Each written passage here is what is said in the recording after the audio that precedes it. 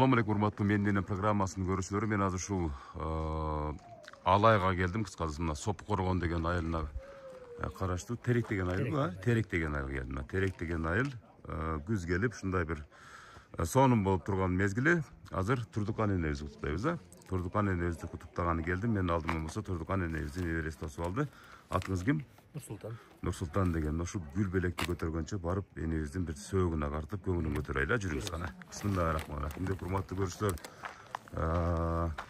жол алыс болгон менен бирок жол асфальт жакшынакай болуп, кыйналбай этпей келип калдым. Мынакей бул жакта мен баса беле айта турган нерсе, урматтуу көрүүчүлөр, элдер чакыргандан 1 саат алдын келет экен. Чын айтканда мен өзү 12 чакырган, бирок мен эрте келдим окшойт деп карасам, жада калса 1,5 саат мурда келип калыптыр элдерчи. Мынакей элдин баары турушат. Кандайсыздар, жакшысыздарбы? Кел.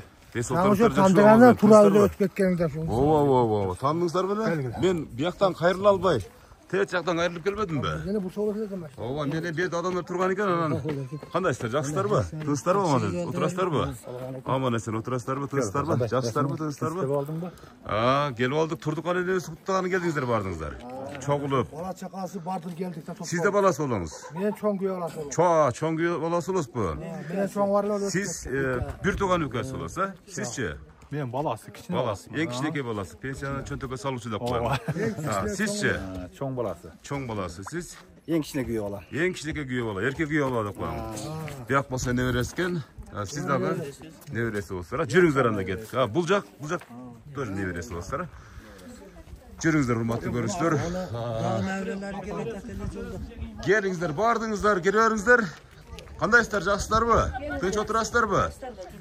Энебиз кантип отурат энебиз? Апам азыр келдиле. Аз кайга кирди? Бияка кирдиби? Азыр жок, бир жака кетти. Бир жака кетип калдыбы? Келиңиз анда, кичине кооруштурайлы. Бери калсаңыздар, бери бассаңыздар, мисалы үчүн ушул 85 жашка чыккан мынакей энебизди куттуктайбыз деп баардыгыбыз мына шайланып турабыз, туурабы? Энебиздин туулган күнүн, ушул быйылкы жолку өткөрүлгөн туулган күнүн элесте калсын деп ушу тасмага түшүрүп, менин программаны атайын чакырышты. Ошон үчүн мен атайын жолдун алысына карабай келдим, бирок жол деген жакшынакай асфальт экен, эч кыйналган жокпуз. Күйөө баласы катары баштайсыздарбы же энебиз тууралуу бир-эки ооз сөз айтып? Кандай эне? Турдукан деген энебиз. Эне деген эми мен күйөө баласы болом. Таржымалы. Таржымалы жакшы да. Таза, ак көңүл, боорукер эне да. Эң улуу күйөө баласы сиз болосузбу? Менен чоң барлар өсүп кетти. Бейшим берсин. Ошондон кийинкиси мен. Анан эмне дейт бул? Элдер айтып келет, аябай жакшы аял депчи.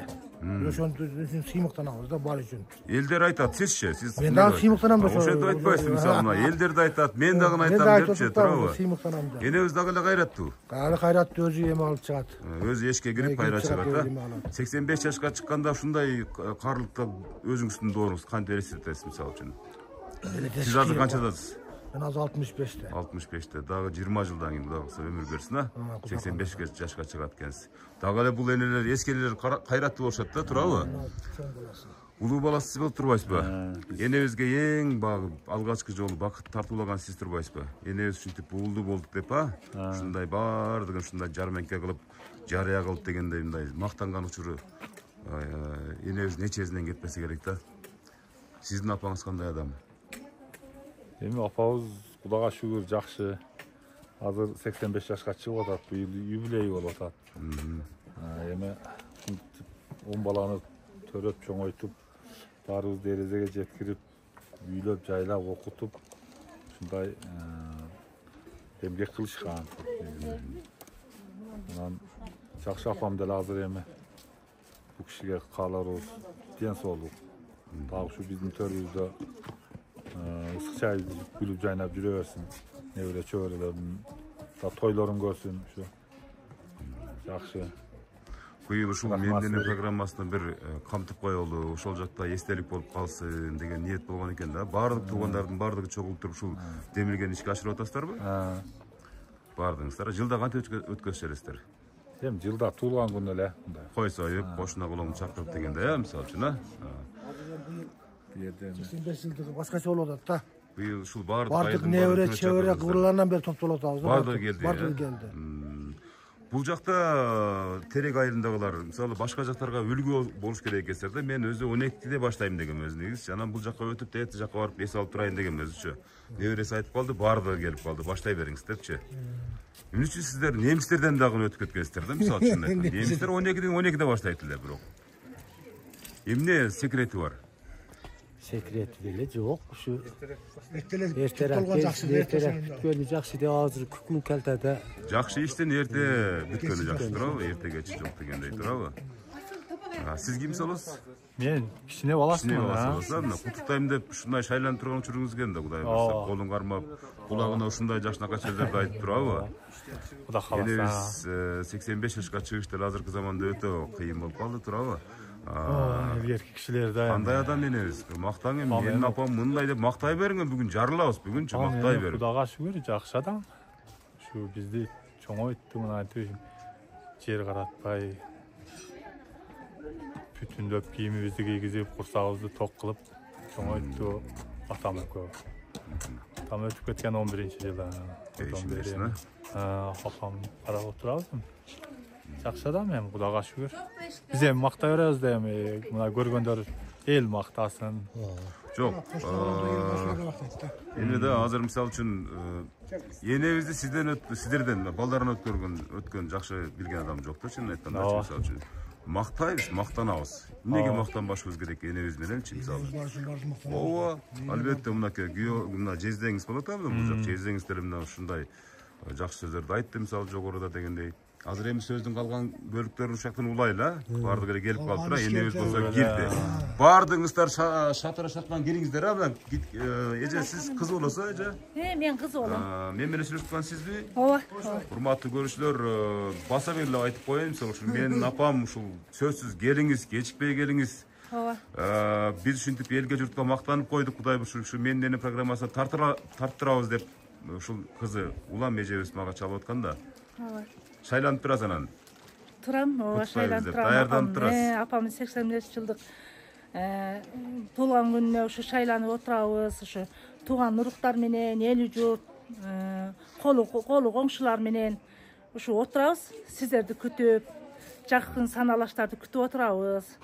Апама ушу ден соолук берсин, өмүр берсин, дайыма ушу пешенебизде болсун апам. Жаным апам, сизди жакшы көрөм. Калган ширин сөздөрдү бияктан улайлан да. Жүрүңүздөр гана кирип барайлы, урматтуу көрүүчүлөр. Биз азыр Турдукан энебизди бир аз таң калтырабыз. Мынакей неберелери баардыгы топтолушуп бу жерде кыздары болот да, баардыгы мына келиндери, эң жакын адамдары. Кайсы жакка бияка киребиз?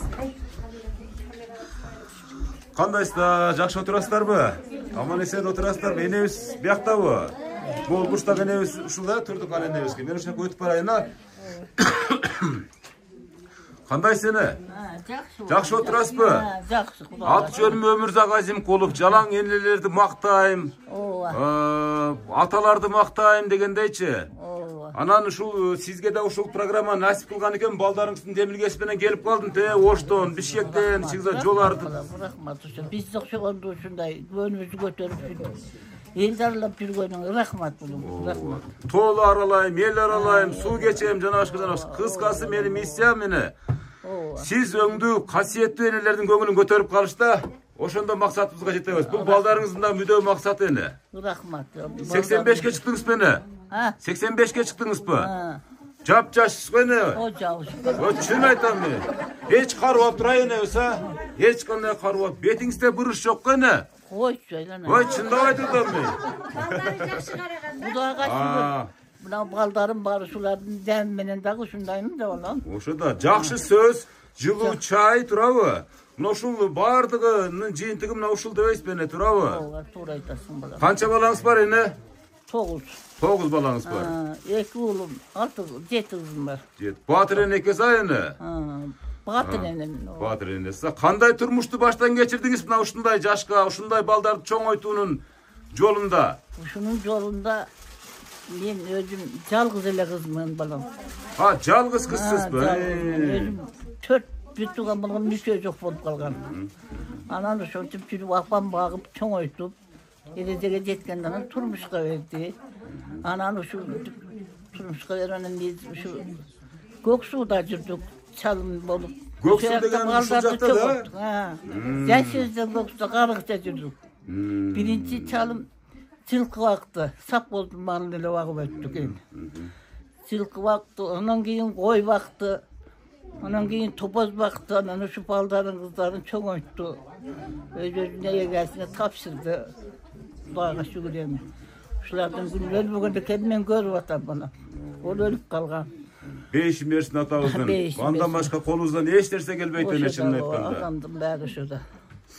Uşul yine baldardan yeni baldarыңыздın uşul bu hareketlerinin biri birösü gana sizi sүйүнтөлүү деген gara bir maksatlarına жетip atkan çaktары azır mına uşul sekundlardачы. Kurağa şükür. Bardık baldarыңыз uşu yerdebi же чет мамлекетте жүргөндөрү барбы? Bişkek'te var. Bişkek'te жүрүшөт. Var. Yine uşul sizlerden zaman menен azırkı zaman taptakır saçtırıp bolboyt ayını. To'g'ri aytasың bolam. Bizning zamonimizda biz balamizni bag'ib, unda desat degan yo'q. 5 balang bo'lib, 10 bola o'zing bag'ib, temsilab shu malni qaytarib, uydu sap, yeni sap yurganmiz. O'sha shunday zamonda bo'lganmiz biz. Hozirgi zaman jirg'al tekserga. Esir malında çöp çağıp, kolxozdun işlerine barıp, anan üy tirikçiliğinden de yetiştiğinizler de tura beni. Tuttura. Hazırkı gelinlerge ne deyteleğiniz mi şu hazırkı salıştırmalı? Hazırkı salıştırmalı, hazırkı gelinlerge жақсы күндү doğru, жақсы zamanda aytқан Құдай. Şu zamanды көрүп атышат, көрөберсин дагы. Kol menen girjүү bayt hazır turabı? Менен киржүү айтты. Balаны karap, bala bakçada karatat. Bala bakçadan karayt. Nаны кемисе магазинде. Баары жок дапкер. Yine oşo mezgilde uşunday oor turmuştu götörüp жүрүp, эмне үчүн şu oorу sırkoodan alыс болгонсуздар да? Секретим неде? Ошо көп кыймылдап, көп иштегенден болсо керек да. Tüşükten de keseldep jatkanga da çolong jok da. Orup jasang da baldarың ыйласа туруп aç kız. Ha? Mına ol menin gayısыңdın bolot. Manga tişip atpayбы? Ola. Kayısыңdыңыз tişip atasыз mı? Gayısыңды jege göç. Bu yılkı юбилейиңизде bir tişip koyun dep tur da. Pastayını tişip жүрөбү? Emili 10 gelip kalsak tişip. 10 gelip kalsa tişip жүрөт. Жақсы ene. Mınaki hazırına tulgan gündü şu юбилейlik işlerini başta aldık da. Bu da kalasaçı mına. Geçene Bişkek'e varıp siz siyahtı dağı bir 75 yaşka çıkan. Siz andan 10 yaş ulu ekeniz. Dağı bir elini kututtap gelgem cannat degen. Bugün buna nasip kılgan eken sizdi kututtap geldim. Jalan 80'den aşkan enelerdi kututtap atam da. Kuday şu olsun ömrüm bizge de şu baldarınızga da bersin degen bir maksat kılıp jene. Hazır mınaki çok olup kalıştı da bardı kol gelişken yok. Bardı koldoruna padarikelerini alıp hem negizgi sürpriz bu meninin programması ene. Durduk ene. Muna şu programmada Kuday buyursa tartılıp bitkenden siz 18 yaş kayranasız. Makulsuz boşa ko. Ağır görgön sayın şu yaşlara öresene. Şunda bir kasiyetli sizge okşugan enelerden batasını bayırlagan programmaga uşol sizde dagın tartıp sizdin ögünüzü götürüp koyul dep. Mınaki menin artımda uşunday jaşnakay bolgon baldarыңыз, bütün nevereleriңiz, gelinleriңiz, inileriniz, kolu komşunun bardığı çok oluşkan. Mına oşulardı, mına şaşpay uşul sözlerini, bu kaçayınki aytpagan sözlerin, sekretlerin sizge bardığını aytışat hazırçı. Ayın anan keyin geptin kalgan daha kulayım seni. Mayli. Mınaki urmatlı görüşler, men bu жаққа biraz öte olat okşayım ha. Sizler mınday kılıp durup mınaki urmatlı görüşler, men mаңдайымда şu bugünkü tuğulgan gün iyesi Turdokan enemizi kutuktayım dep şaşa buşa gülgü çaktaşıp жолуктарын алышып кыргыздын када салттарын сарпай тапшырбас эмин кошо тапшырганча катар тизилип турган чактары азыр улуулашайлыбы азыр кыздар балдар кутташат мына ушу улуу эжебиз мына эң улуу кызы азыр мынакей урматтуу көрсөтөт мына көрсөтүп да коеюн мынакей торт мынакей бейишим апам деген мынакей торт мынакей 85 жаш деп туруп мынакей тапшырган атышат биринчи эне тапшыраардан алдын токтоп туруңуз бул жерге жазылган ырды өз оозуңуз менен окуп берип коюңузчу. Жақыным апам екен, асылым атам екен, өзгөчө сыйлабасак өтө чоң ката екен. Бар жыргал арабыңыз, балдар деп жашадыңыз, арнайбыз ушуларды, айтылсын атагыңыз. Ар күнү барсак гана Ак батаң алсак кана. Qara emin qana. Enebizin janını ötkele, hurmatly görüşler ene. Monu süf-küf kılıp koyun ele mınake. Kol çap koyun hurmatly görüşler. Mınake muna uşul ene. Tort sizdiki mınake. Isık çay menen jep koysa, enebiz karma desep boldu mınake. Oz deyip koysun hurmatly görüşler. Kol çap koysun. Uşunday şirin bolup jüre bersin. Bugünkü sizin 85 yaşınız kut bolsun.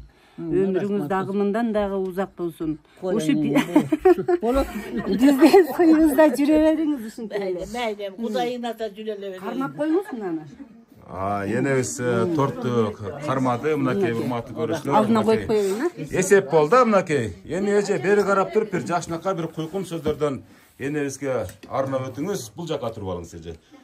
Je bul jaka turup alsaňız turup otun enebizin janına. Süylögönçe tapşırıp koyverasam mınake joltar sala beringanda bir jolandan keyin süylöse. Hurmatly görüşler mınake eň uluu kızı, eň suluu kızı men bolam dep mınake birejekebиz. Jaşnakay bolup enekesine belek beşiklerini tapşırıp jatkan uçuru. Özüňizler görüp ataslar.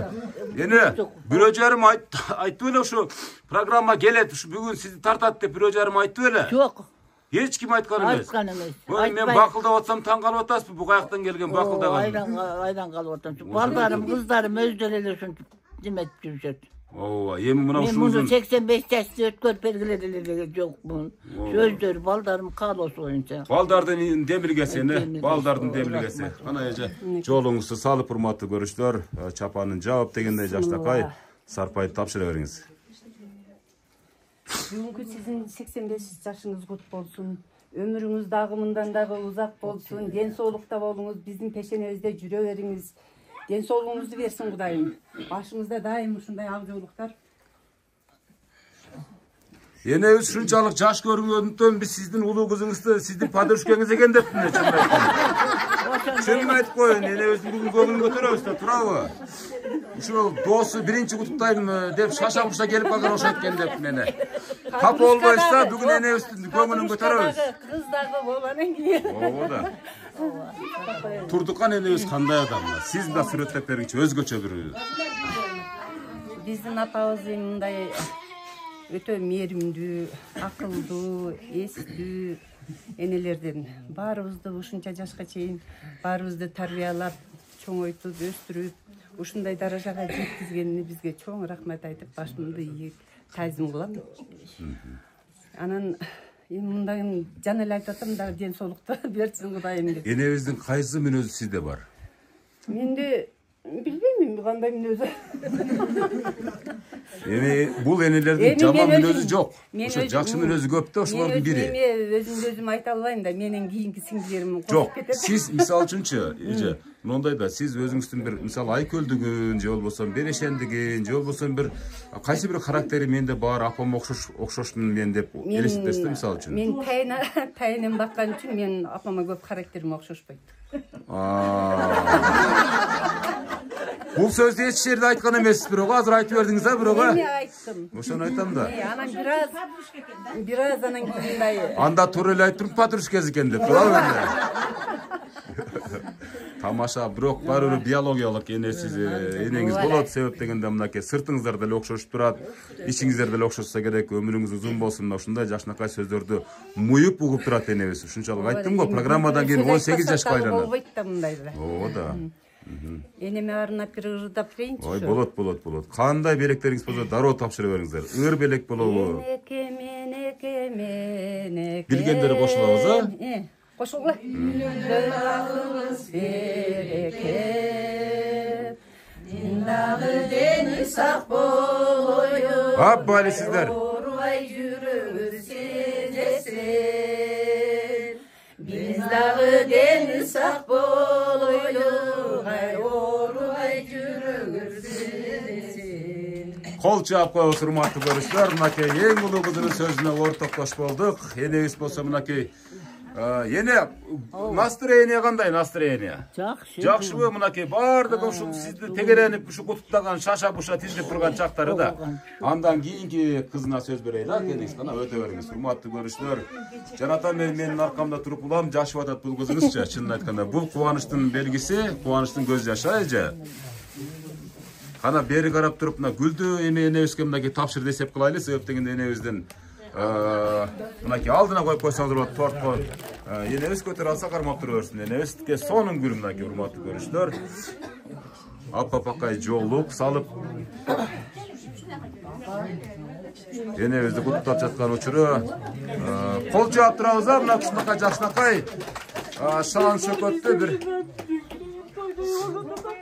ойбой ыйлак кыз ушул турбайбы ыйлак кыз мынакей урматтуу көрүүчүлөр бул кубанычтын көз жашы бери карап коюңузчу гана эже бул ыйдан эч качан уялбаңыздар тартынбаңыздар себеп дегенде сиздерди көргөн адамдардын баардыгына сабак болсун ушул картиначы эже мына ушу канчанчы кыз болосуз сиз экинчи кыз болсо сиздин апаңыз үчүн арнаган жүрөктөн чыккан каалоо тилегиңиз Мен неревмен апа, сизге мен биринчиден ден соолук каалайм. Узун өмүр. Ушу биздин пешенебизде жүрө бериң, төрүн көркө болуп. Сиздин бар үчүн бизди ушинтип зоолообуз көтөрүлүп атат апа. Дайыма ушундай жакшылыктардын үстүнөн Кудайым кем кылбасын апа сизде. Энеңиз кантип чоңойтtu элестетиңизчи мисалы сиздерди кантип чоңойтtu Апам өзү жалгыз болгон. Biraz тыйыш турабыз Апам өзү жалгыз болгон үчүн канча мээнет менен чоңойтtu. Апам өзү ооруп канча немелерди тартты. Ысык суукка тоңуп көк сууда бизди кандай немелерден неметип. Ошолордун баардыгы көз алдыңызда. Ооба, биз апам больницада чаткалдан Сусамбырда жатканда кандай кыйынчылыктарды тарттык биз. Ошон үчүн мен апама эч качан неме кылбайм да. Жамандык тилеп, даже жаман сөз айткым келбейт чындыгычы. Кол чаап коебуза, кол чаап турабыз мына ушундай чоң поддержка, чоң мотивация болчу чын айтканда. Мен билбейм дегенде апам бир сөзүн эки кылган эмесмин, чындыгында үстүмдө Кудай деле турат, астымдан турат. Канча күндө бир келип жыттап турасыз энеңизди? Мен ал шартыма жараша келе албайм кээде. Өзүм негизи кышындас алып кетип бакчымын. Мындай 2 жыл болуп калды. Ошол. Сиз оштосузбу же ылдыйдасызбы? Оштосузбу?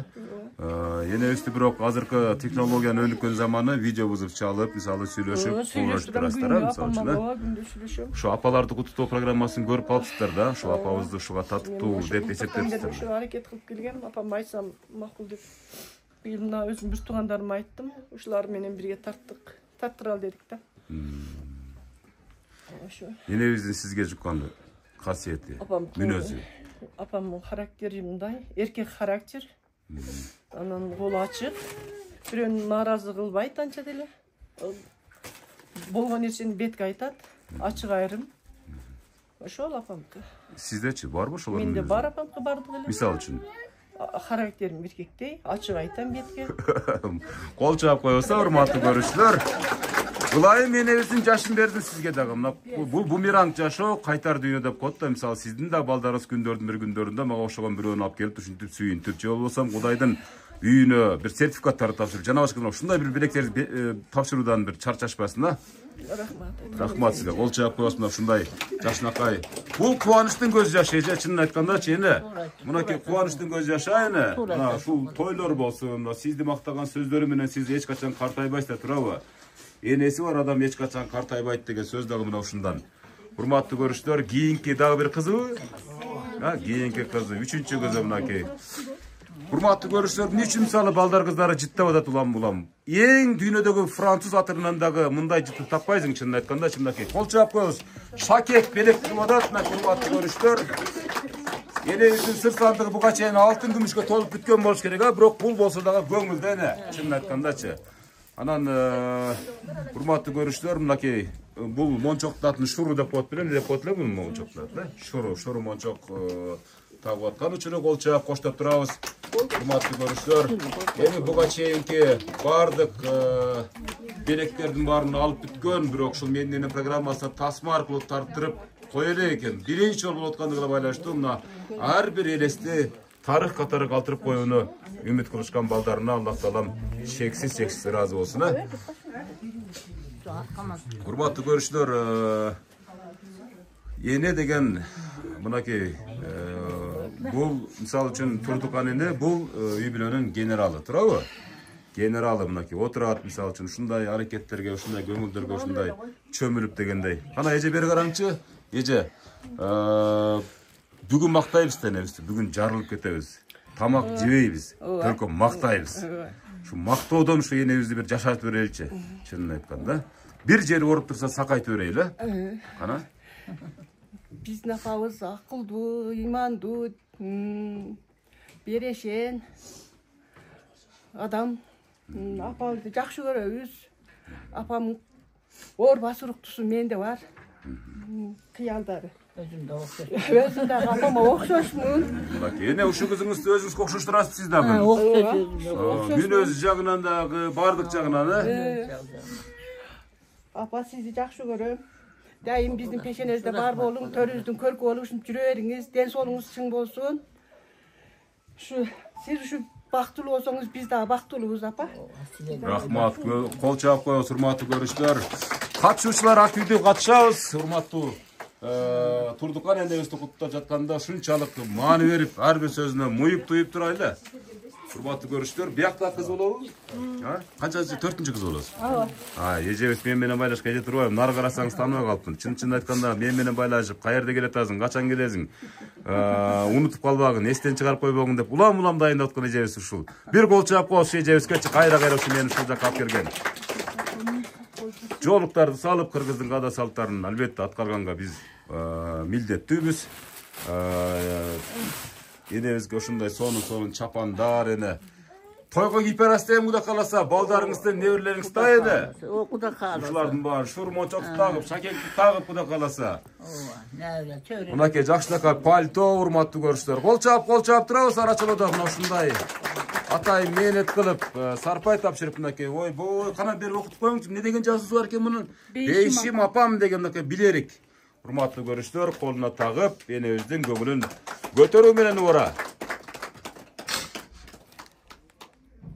Мынакей урматтуу көрүүчүлөр, эми буга чейин деле бир топ белектерди бердиңиздер, туурабы? Мына ошол белектердин бири, негизги белек, урматтуу көрүүчүлөр, ушул балдарымдын, кыздарымдын менин программасын алып келгендиги. Кана эми сиз бир коңуроп бериңчи, ушундай бир жана Астанада бир топ сөздөр сүйлөгөнсүз, бирок ширин сөздөрдү үйдө сүйлөйм дегенсиз. Ошо ширин сөздөрдү сүйлөңчү энебизге болгончу кана. Апама эмне каалайм, ушу ден соолук каалайм, узун өмүр каалайм. Апам дайыма биздин пешенебизде болсун. Апам бар, биз бар. Апам ушу төрдүн көркү болуп жүрө берсин. Мен эми апама окшоштугум бардык эле жагым окшош. Сиз дагы эркекче жүрөсүз. Ооба. Мен себеби ушу жакын түшкөнмүн ушул жерден. Демек сиз тез жыттап турат экенсиз, келиби? Тез кучактап, мисалы үчүн. Иштен келе жатканда да, кетип атканда да тийип, апам ушу сурап турам. Кайсы жерде иштейсиз өзүңүз? Садикте турам. Садиктесизби? Садикте иштейм деген. Тарбиячы. Ооба. Анан ошо апамдын кыбыр эткен нерсесин кыскасы мен билип турам. Ооруп кичине табайынып калса дагы, күлүп жайнап турса дагы ушу бардыгын мен билип турам, туюп турам. Энебиз кантип бакты, мисалы ушул турмуштагы апам эми окуялардан айтып берсеңиздер. Эми бул апам бардыгыбыз деле жакшы бакты эми. 10 бала, 11 тууганбыз, 10убузду тең бирибизди бир нерседен кем кылбай бакты. Ошол атам экөө ушу эч нерседен чымчыкка чоктурбай бакты да кыскасы. Чымчык эмес, карга десеңиз. Ошо канаттууга кактырбай, чоктурбай ушинтип бакты апама. Апам менен атама ыраазыбыз биз. Ыраазыбыз ушу. Ошо энелерди баардыгы ушунчалык баягы бүгүн макташат да, мисалы үчүнчү. Сиздин энеңиз кандай адам, мисалы үчүнчү? Эмнеси менен башкаларда жок мүнөзү бар, мисалы үчүн? Турдукан энебиздинчи. Апам оор басыруктуу, сабырдуу, колу ачык, кол коңшулары менен аябай жакшы мамиледе, бир мынандай удуң шудуңу жок, жакшы адам да. Кыскасы, айтып өзүңүздү теңей албайсыз энебизге. Теңей албайм, каяктан теңейм? Жел чыкыйын, Ол чаап коебуз, мынакей урматтуу көрүүчүлөр. Сиз дагы энесиз, мынакей, сиз дагы небере көрүп калган чыгарсыз, балким, мисалы үчүн, туурабы? Мисалы Кудай буйруса, ушул бумеранг жашоо мен жана аздан бери кайталап атпайм, мисалы, бир күнү келип ушул кайталанат. Себептиги энебиздин батасы менен. Энебиз ушунчалык, мисалы үчүн, жана бир аз мындай беттери мындай бозоруп турду эле, мына кызарып жакшынакай болуп калды энебиз. Айттым мен сизге, жашарып кете бересиз мен бүткөнчө, программаны бүткөнчө. Көрдүңүзбү, азыр мынакей Суп-сулуу болуп баратасыз эне, чынын айткандачы. Кол чаап коебуз. Апам башка убакта эле постоянно ушундай сулуу да. Энебиздин турган турпаты сулуу экен, чынын айтканда. Эми жаш кезин элестетиш мүмкүн эмес, чынын айткандачы. Ооба, Натураль, эне. натуральный сулуу. Пудра, помада деген сиздерде жашайбы, жашабайбы? Жок, жашабайт. Жашабайт да мынакей. А пудра коюп жүргөндөрдү, помада коюп жүргөндөрдү сиздин жашыңызга жеткенде көрөбүз кандай болот экен. Улам беттерин, жүздөрүн үтүктөп турбаса окшошпой калат, турабы? А бой энелердин беттери, жүздөрү негизи эле мисалы турган турпаты оригинал, турабы? Туура айтасыз. Энебиздин өмүрү узун болсун. Кол чаап коебуз. Ырдайсызбы же сырдайсызбы? Не кыласыз? Бир эле неметин. Бир куплет ырдап бериңиз кана. Энекем, сен эмес ыйлайык. Не oldu? Uykum kaçıp ketip kaldı. Uykum kaçıp ketip kaldı. Ne lekat oldu? Mayli esep oldu. Bırak çığırdadınız. Bırak hayra hayırlık öylese hazır ha. Hurmatlı görüşler. Keyin gecemiz kim bu? Kızı. 4. kız iken de gecemiz.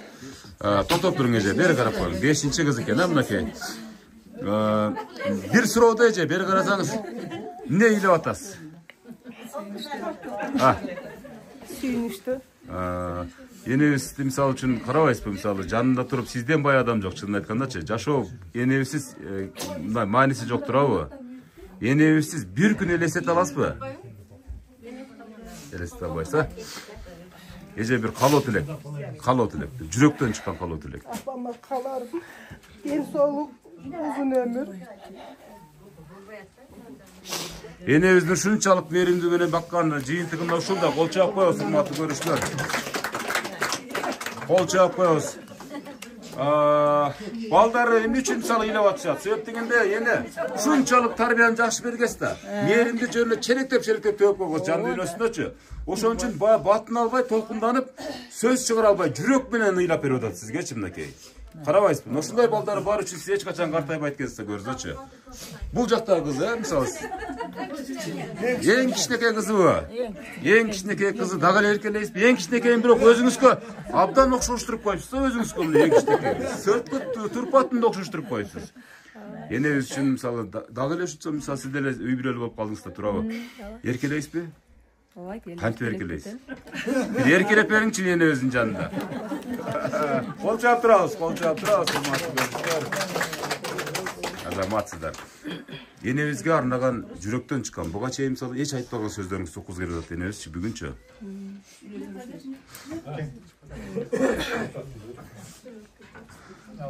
Ыйлагандан сөздү бүтүп анан ыйласаңыз, сразу ыйлап баштайт экен да энебиздин кыздары. Biz ушул бир туугандарыбыз 11 тууганбыз. Ушул эрежеге жеткирген атама, апама чоң рахмат айтам.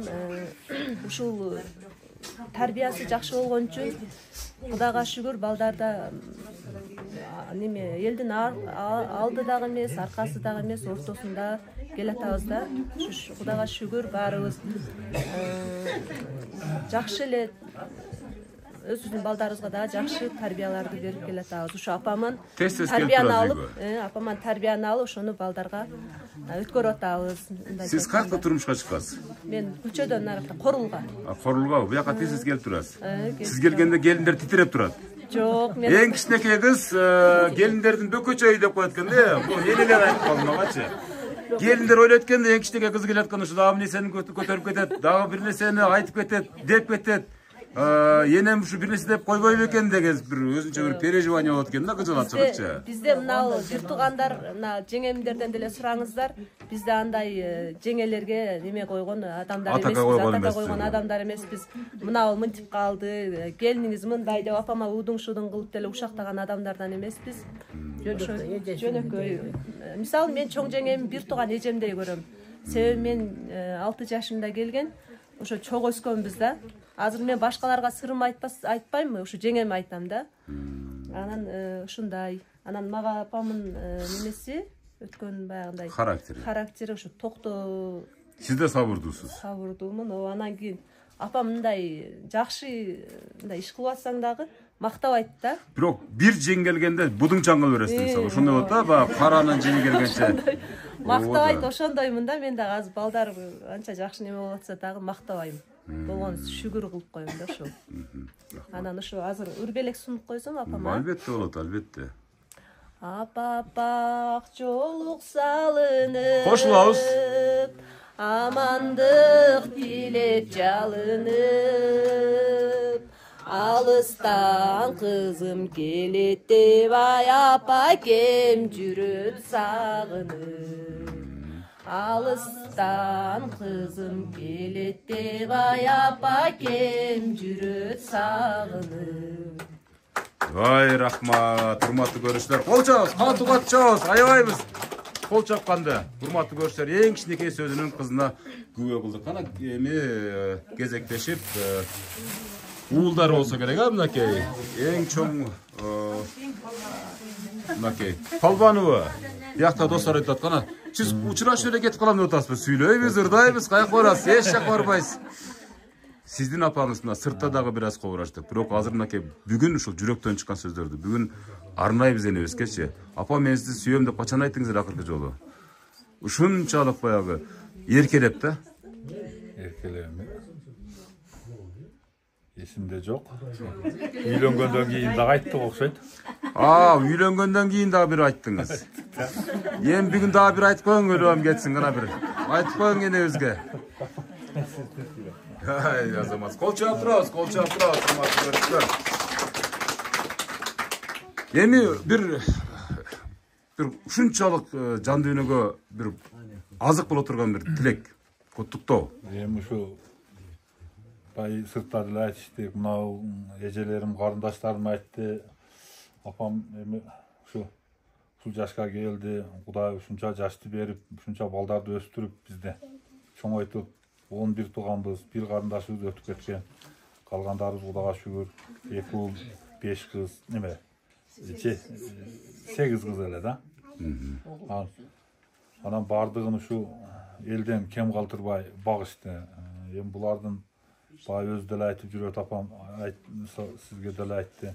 Ушу оор турмушта мал багып, бизди багып, чоңойтуп, ушинтип өстүрүп, даражага, эрезеге жеткирип, баарыбызды үйлөп, жайлап, эч нерседен кам кылбай багышты да. Эми ушу апабызга кааларыбыз чың ден соолук, будан дагы өмүр узун болсун. Ушу балдарынын, неберелеринин чөбүрөлөрү бар, Кудайга шүгүр. Ушулардын да чайын буйруп, чайын ичсин. Ошол эми апама ушу ден соолук. Рахмат. Төрүбүздүн көркү болуп жүрө берсин. Мынакей эне. Мисалы үчүн кээ бир куттуктоолордо энелер балдарын өздөрү сүрөттөйт да. Өздөрү сүрөттөп берет, мисалы, бул кызым акылдуу, бул балам акылсыз, бул балам бай, бул балам кедей депчи. Мына ушу балаңыз кандай адам? Балам бай. Бай. Улакчы, палбан. Бардык жагынан бар. Атабыз палбан болгонбу, атабыз? Атаңыз да улакчы болгон эми. Ошол бар да, канда бар, Канда бар, жакшы. Улуу кызыңыз кандай? Улуу кызымбы? Улуу кызым ушу мага окшош. Атуусу келсе балдарын демекет. Нарапар берип келип коет. Атуусу келбесе жакшы. Ак көңүл болуп калат. Экинчи кызыңызчы? Экинчи кызым эркек билебиз. Каалаган кандай иш кылса кылат. Оюна келген кылат. Оюна келген оюнун нерси аткарат. Эркек ошондойбуз да, оюңуз келгенде. Аткарат. Ошо оюна эмне турмушта эмне келсе ошону аткарыш керек. Үчүнчү кызыңызчы? Үчүнчү кызым өзү жакшына. Мага окшош. Сизге окшош красавица тура. Ооба, сизге окшош красавица. Анан дагы оор басырыктуу. Оор басырыктуу. Көп нерсеге ачууланбайт. Бирок бир келип калса жеңиңиздер айланайын. Бул сел шермана деп коюңуз. 4-чү кызыңыз? 4-чү кызым ошондой. Сагыл айтсам дагы ошону айтсам да болот. 5-чи кызыңыз? 5-чи кызым ошо жанкы. Жанагы сүйлөгөн ыйлак деп коюңуз. Жок, ыйлак эмес, мына жердеки ырдаган кыз. Ырдаган кыз. Кичинекей кызыңызбы? Ооба. Сырты дагы өзүңүзгө окшош экен да, аябай мисалы. Сизге окшоп Baktılуу enелердин катарын толуктасың. Кана агабыздын о булакчы балаңыздын үнү зор экен да, үнү баритон экен да. Мисалы үчүн ырдай турган түрү бар да, чындап. Чындап айтам, мен жашырбайм, мен билем, биз эл менен иштешебер, баарын билип калганбыз. Агабыздан бир куплет, эки куплет дебейм мен, сизге оорлук келип калбасын. Ого даярданып келди. Жок, даярданганда бир аз болбой калат андачы. Даярданбай ырдаган сонунда үнүңүз бар экен да мындай. Булакчылар аябай ырдайт да, эне палбандар жаман ырга сонун болот. Кана энебиздин жанында ырдаган бактылуу күндөрдүн бири. Падышасы болот бул энелердин жанында туруп ырдаган. Кошулгул эми. Кошулат экенбиз. Менеке, менеке, менеке. Сүйүп ели сак болоюн, урубай жүрө берсен эсен. Мен дагы ели сак болоюн, урубай жүрө берсен эсен. Ай, азаматсыз. Бар экен карабай, үйүн деген бар. Үйүн деген бар, Эми апама бир диван подарка кылдым эле, ошого жылуу жумшак отура бересиз. Диван подарка кылдырмак. Бол чаппайбыз, урматтуу көрүштөр. Көтөрүп атып келди. Рахмат, эми диванды бияка кантип көтөрүп келме керек, туура айтасыз. Келиңиз мынакей. Кичи баласымын деген, эң кичинекей баласымын деген. Ага, бери караңыз мынакей, сиздин жаныңызда сиздин бейишиңиз турат да. Бул эки дүйнөнүн бейиши деп коет. Бул адамдардычы. Булардын ушул мезгилдерде Алла Таалам чөнтөктөрүнө бейиштин ачкычтарын салып коет экен. Эч оор болбогула, барып эле ачып эле кире берле депчи. Мына эң кичинекей баласы катары жана тамашаладым. Пенсияны аласыз албайсызбы? Пенсияны алабыз. Пенсияны аласыз, чөнтөккө саласыз. Апам өзү чөнтөккө салат. Анан эркелеп барып каласыз. Берсе аласыз, бербесе жок деп коюңуз, Сиздин апаңыз мисалы мына ушул эң ошол балдардан кичинекейсиз да, туурабы? Уулдардан кичинекейсиз да. Азыр сиздин колуңузда. Ооба. Эмне берип багып атасыз энебизди? Себеп деген энебиз вообще картайбаптыр го. Эми баарыбыз эле бир жейбиз. Ортодо тамагыбыз. Мен жеген нан, мен жеген сууну кошо эле ичебиз. Приказ берип айткан тамактарын жасап бересиз, эгерде могул тамак жасап бергиле десе, туурабы? Негизи эттен үзүлбөйт. Эми тамак күчтүү эле беребиз, Кудайга шүгүр. Жакшы эле. Энебизде бир ушул жашка келип кыжыратка салган күн болдубу, болбодубу сизде? Кичинекейлер бир аз чогураак болот эле да, чынын айткандачы. Эми ондой күндөр эми өтө деле кыжалат кылбадык го, мен турмушта кичине неме болуп кетиши мүмкүн. Эмне болуп кетиши мүмкүн? Эми тил табышпай калабыз кээде. Эми ал мыйзам ченемдүү көрүнүш. Эң туура айттыңыз, туура. Ошондо сиз жаш баладай эске чыгып барып, тарын анан кайра келип жазыла бересиз. Энебиз үчүн жаш балабыз да бар, туурабы эне? Чоңоюп, сакал болсо деле баары жаш бала ойдон көрүнөт, туурабы энелердин көзүнө? Бул эркелейсиз, туура. Кана бир жүрөктөн чыккан калат элек. Бир жакка кетти, келгиче сагынып. Дагы эле уктабайсыз. Дагы эле каяка кетти деп турат экенсиң да үйдө. Курсак ач калдыбы, ток калдыбы деп, баягы аялы болсо деле мисалы үчүн, туурабы? Баары энелик баа сезим башкача да, туурабы? Ооба. Ооба. Ошо апама кааларым узун өмүр, чың ден соолук. Ушинтип эле балдардын ушу куттуктаган күндөрүн көрүп жүрө берсин. Жакшы күндөрдү. Эми небере чөөрө көрүп атат. Кудай кааласа кыбыра көрсүн. Кыбыранын дагы пешенесинен сүйүп, ошо кыбыранын дагы бешик тоюнда биздин колубуздан насип. Неме жан татып, ошо насип кылсын да ошо күндө. Бул эми сиздердин генералыңыздар да, бүт туугандардын генералы да энебиз, чын айткандачы. Генералдын исмус жана башка деген наамдары дагы энебиздин наамы андан дагы артык да, чын айткандачы. Энебиздин мисалы үчүн тарбиясын алып, ушундай сабырдуу болуп чоңоюш дагы бул өзүнчө бир чоң эмгек да, чын айткандачы. Бир ырдап койбойсузбу кана бир? Ушундай бир сюрприздер бар да. Деп туруп, агабыз ырдагандан кийин сиз кандай? Ыйлап бозо бердиңиз, ыйыңызды кабыл эттик мисалы, ырыңызды кана. Аттыңдан кагылайын алтын апа. Апа эле сиз. Алыса жүргөнү сана тартпа. Максаты ар бир жаштын илим алуу.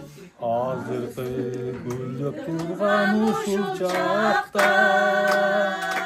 Kettik.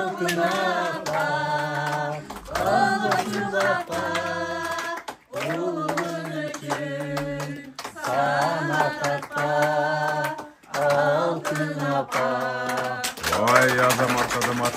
Yine bu balanız qanday bala? Жақсы бала. Жоқ, жақсы екенін көріп отырмыз. Қандай? Өзгөчө бір. Мүнөздөрү. Мүнөзү жақсы. Бирөөгө жаман айтпайт, урушпайт менен. Жаман сөздөн алыс кыскасы. Кудайга шүгүр. İçпейт, чекпейт, бөөдө жактарга баспайт. Баспайт. Эң башкысы ошол да.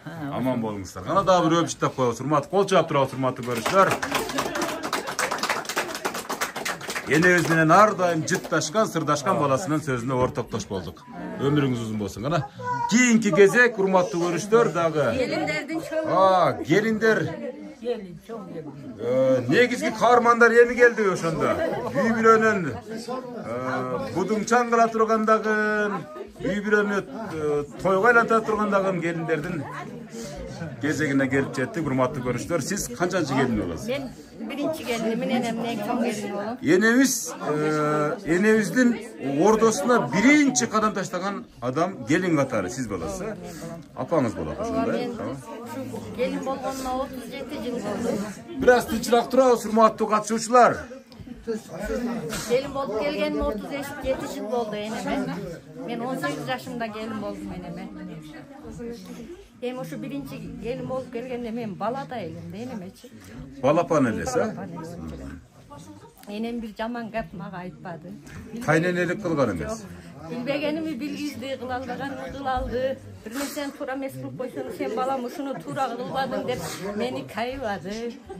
Özün balasında eleme, mına menen keyinki 4 kayısın balle, oşolor katarı gana jatkanda jatıp turganda turmuşum, türceleyim. Şu enemen jamanga ukpadı. Şu enem bugünkü şu 85 yaş kurağı kutlu olsun. Bundan nары dagı jakşı baktılуу karılık kalayım eneme.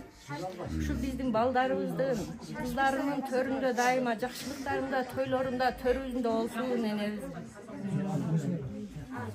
Şu eneme şu jakşı nerseleri kalayım anan. Şu bugünkü nemen mendele enem kede үйгө alıp barıp karayım bирок mına özünün үйүндöй болбойт экен да баары бир.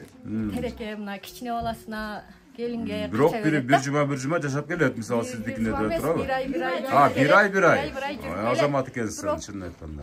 Үйдө отурганда деле энем ушул жакта эстей берет, неберелерин айта берет, кеткиси келе берет да энем үйүнө. Энебиз анткени ушул жерде жашоосун, өмүрүн ушул жерде өткөздү да. Бул жер кандай болгончо да өтө мисалы жакын турабы эне? Sizgeçe. Şurada. Şu bir zaman şu maktançılığına şunun geçen şu gelin eközbesi çay tüyeti vuruşmadık. Bunu gelin karaşadılar aytmadı. Bunu geldi men sagasılıp suyla verdim bundaydı. Süyleymeyiz bирок сабыр кылып койдуңуз кишине. Анчамча болот да ачык айтырмын да келиндерди анчамча шубап деле коерм эне. Сиздики закон. Шубаса шубап атканды эшикте билбейм. Bunun için nemem yok da. Siz şuagan emes kıskası. Men şuagan emes. Enem ekөөбүз бири-бирибизге жаман жакшы кеп айтпадык да ушуга чейинчи. Кудай мени bir жолда жаман жакшы өткөн. Şu enem menem tilегеним мен деле ушу энемдей болуп ушул жашка жетсем мен деле балдарыман ушу энем мен кандай сыйласам мен да балдарым ошондой кылып сыйласа деген эме. Азамат. Кол чаап коёсам, ошондой жашнакай сөздөргөчү. Анан эми дагы айтарым, мына бала менен Гүлнарага рахмат. Энем карап отурушат. Ушул экөөнө ушу өмүр берсин, ушу энем жашын берсин. Балдарың, кыздарың бактылуу күндөрүндө ушу энем төрүндө болсун, а? Ушул үйдө энем бар, баарыбыз чогулуп келгибиз келе берет да, энем бар. Жап-жарык көрүнөбү бул жакка келсеңиз, ушул үй жарык көрүнөт да. Бул үйгө келгибиз келе берет да, тарта берет баары бир энем бар. Азамат. Энебиз келиниңиз туура эле сүйлөдү, эч ашыкча сүйлөгөн жокпу, жакшы эле айтты баары. Эч катасы жок. Азамат. Кол чаап коебуз энебизге ушундай келиндерге. Байыр алган жакшака кылып туруп, ырдай бересизби эмне? Ырдайсызбы? Ырдайм. Ооба дедиңиз, көз биринчи мен сураганымда. Мынакей урматтуу көрүүчүлөр, бүгүнкү энебизди канчага чыгарам деп ойлоп аткан, мисалы ушунчалык баягы кубаттуу кармап аткан келинине сөз берейин. Ушу күндө сиз ушу энебиздин колундасыз. Канчага чыгарам деп атасыз Кудай көрсө энебизди? Кудайдын беришинче жашасын. Жок, сиздин оюңуз да, Алла таалам билет. 100гө чыксын. 100гө чыксын. 100дөн ашса эмне болот? Майли.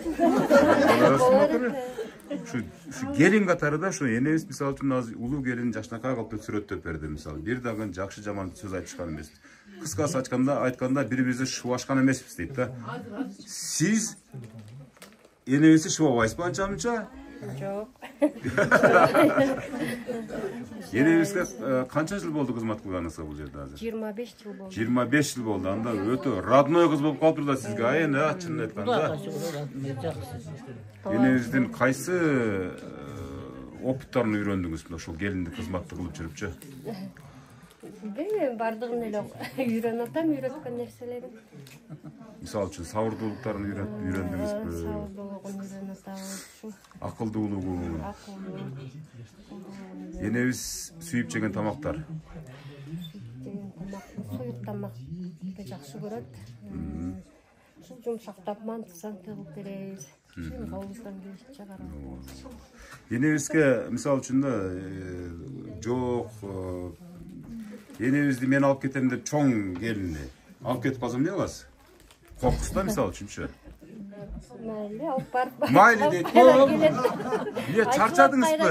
Чарчабайм, баары үйрөнгөн жерине келет да энем. Да, аны билем деп коем, аны баары келет. Бир ай жүрсүн, 2 ай жүрсүн, баары кайра ушул жака келип калат деп койсоңуз да. Жакын энем менен чогулгон үчүн ал жака көндүм. Кандай аял мисалы сырдашасыздар да мисалы үчүн туурабы? Энем акылдуу. Şu akıl nasatını aytıp sırdaşıp durabız. Mындай болбогон, мындай болгонун дейт. Мен деле энем айткан сөздөрүн туура кабыл алам. Программадачы эже, программада эң кичинекей келиндер ырдайт да. Чынын айткандачы, бул эгерде сиз Турдукан энебизди чындап сыйласаңыз бир куплет ырдайт. Колдоп турабызбы ушул эжебиздин бир куплетин, а? Эже, чынын айтканда баардыгы ырдашат. Кантип анан сиз калып каласыз ошо келиндерден? Кана? Катуураак айры. Алтындан кымбат жолу. Жакшы ырдайт экен эжебиз. Жүрүп адамга да берген ол жону. Ардакап жүрүп өтөлү. Адамга берген ол жону. Ой, кармашпай. Эжебиз үнү да бар экен, сонун үнү бар экен чынын айтканда. Окубай калыпсыз да окубай калыпсыз. Окуганда сизден бир ырчы чыкпаган экен чынын айткандачы, чынын айтканда. Кол чаап коебуз ушул эжебизге. Күч кубат берсин, энебизди Кудай бурса 100дөн ашырабыз, Кудай кааласа. 100 жылдык тоюңузга да ушуну бакылдап келип калам эне Кудай. Күндөрдүн бир күндөрүндө Кудай кааласа эне. Эч картайбай туруңуз, картайбай туруңуз. Болуптур дейт. Агабыз бир тууганыбыз окшойсуз, а? Atam atam nikası olgan. Ne толкунурда да? Сиз да ыйлаксызбы? Анан жээндерим тартып калган да мен да. Ошо эжем кыялы жакшы, ушу балдарды бакты, жээндерим өстүрдү. Анча-мынча укам деп турат. Келип турам мен да кээ бирде ушу. Анча-мынча деген сөзүңүз кызыктуу экен, анча-мынча. А негизи эмне дейт эле анда башка вариант жок да. Келбей калсам кайыт, урушат, каякта. Урушат, сөзсүз урушат. Эркектин да ушу, эркектер кылышы кыздарды, балдардын баардыгын бакты. Жездем эм жакшы киши эле. Жездем барда да тез келип турчу элек. Ошо анан эжем аябай жакшы неме ден соолугу жакшы, балдары карап атат, балдары жээндерим ушунчалык аябай карашат. Ого биз ыраазыбыз. Ошо одан башка эми ошо эжеме ден соолук, өмүр. Эң башкысы ден соолук менен өмүр. Балдары пешенесинде балдар турсун, ушул менин тилегим. Кол чаап коебуз агабызга. Аксакалдарды кыйнабай да коеюн, сөз бүткөндөн кийин кайра узата берейин, а кана. kийинки кезек мен эң акылдуу күйөө боласың мен болом дейт жанатан. Башка күйөө балдарым жакшы көрбөйт деле дейт, мен эле жакшы көрөт дейт. Эркек күйөө боласың болом да мен. Эркек күйөө боласың экен. Билете мен. Любой нерсени кыласыз мен үчүн бүгүн. Бардыгын кыласыз. Ажымайсыз, ажымайнан. Ажымайнан кылам. Жакшылыкка кылат элек. Kut bolsun jubileying 85 yıllık. Ömür versin, uzun ömür. Bir sene özge bar bolunlar da. Ne de şu canlı, ne de men gelinçegim, ejeyim bardı, kalıcılarım aytıp ketti, jak sözlerdi. O sözlerin bardığına özge kabul olsun. Densolukta olsun, bizim pişine özge bar olsun. Hazır emenegi mına baldarım dömel turat, söyleyeceğim. Şurada da sözlerge daha söz vereyim. Çok bir küfret ırdap koyun ananın sözleri var desem yok. Hazır ile söz kılam dediniz ko. Oldu kanda ben ırdap böyle. Onda bir sizden ne kılıp birlasın onca olur. Eşke söyleme. Tamaşa. Tamaşa ama şu kuyuyor ola askanda kuyuyor ola. Жақсы күй ола, қиял жорығы жақсы. Açık Енеде тұрады, ортада қаулайын, келін. Bak hürmatı görüşler, daha bir aksakalımız geliyor da. Kimiz olup diyor? Ağuz, başınalara. Siz kimiz Kaynısı oğlum. Bir tugan. Oğa. Bir tuğana, mınaki hürmatı görüşler. Bir tuğan kaynısı geliptir. Yine özge bir yaştaka sözlerdi. Cengemin 85 yaşı kutlu olsun. Dağ çok çoğun 100'e çıkanı dağ şunda bala çakan avra çöğürlerini biriktirip şunda vardık tuğan ruhlarda dağım sızdırıp sizler okşoğun televizyonunu çakırıp budam kuştu dağı merefretelerde ötközü versin. Amin. Baldarını gülük için görsün, avra çöğürlerini yine ders sağlık daima Allah'ım ders sağlık versin. Kol çağıp durağız hürmatı. Yakılık, koşmasının, güzel ailesinin, baldarı kızlarına mı rahmet, şunday cenemi hurmatla siylap, şuna anlatasın. Rahmat, aytkanınız kesin ha. Kaynınız da jaş verdi, göz yaş çıkarıverdi de şimdi aytkanda çeyindi. Bu sebeptiginde sizin oşol mezgildeki doğurdu çoğu görgön adam da, şonun için keyinki bulacak kim bolat? Özünüz tanıştırıveriniz, tanıştırıp. Benim gaydisinin balası olan. Yine şu densolunuz versin. Şu 85 yaşınız kutlu olsun. Yine jakşı. Benim koşunası olan nerede jakın yaşayız. 2 gün gelmeye kalsam neme kılıp vuruşat. Ne gelmeysin, ne vurmayısın der. Şu davra çevre buğra görüntülüyor mu ne? Aytkanınız kesin, rahmat, çoğun rahmat. Geriңizçe hurmatlı görüşler, abdan köp kututay turgandarça, abdan köp avar. Har birinin sözünü dayırdap жаткан çaklar. Özüңüz tanıştırıp başlayıverin ece. Жеңемин жакын кошунасымын. Алыскы туугандан жакын кошуна деп коет. Алысына да болуп кетем. Жеңем ушу биздин мени сырдашым десе деле болот. Күндө келем. Bir mal gelip cengemeni süйлөшүp сырдашып кетем. Биздин айылыбыздын аксакалы бардыгыбыз мурун 2 жыл мурун баары биз менен басып айчылап барчу эле 2 жылдан бери баардык айылыбыз келип жеңемен bir mal süйлөшүп сырдашып кетебиз. Жеңе ушул жашыңыз кут болсун, өмүрүңүз узун болсун. Кутман ушу 85 жаштын дагы далайын ашыңыз. Мына балдар, уул кыздарыңыздар чоң рахмат. Ушундай бүгүн жеңеми мына бала айткандай канча жашка жашартты. Мына Гүласүлдүн күйөөсү бир ресторанда, өйдөгү ресторандан келгенден айтты эле. Жеңе ресторандан келип 2 саатка жашыбыз токтоп калды, жашообуз. Аябай сонтурбай дегендей, мына жеңем бүгүн жашоосу токтоду. 85 эмес, азыр 80 мына бала айткандай жашар, өзүн жаш сезип отурат. 58 деп коет. 58ге дегидей сезип отурат. Ушул күнүңүз кут болсун жеңе. Ушу балдарыңыздын төрүндө балпайып жүрө бериңиз.